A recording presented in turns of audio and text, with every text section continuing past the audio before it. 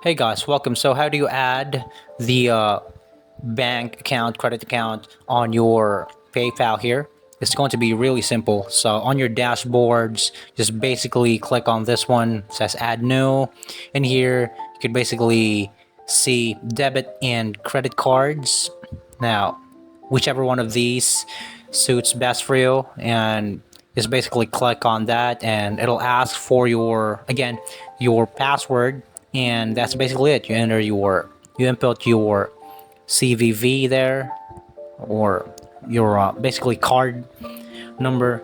You could use Mastercards basically, so the good stuff basically. So that's what's beautiful about PayPal. Is it's on point and it's very traversable, this platform, especially in the mobile device platform. So that's just basically it, guys. So thank you so much for watching, and please subscribe. Have a nice day, all.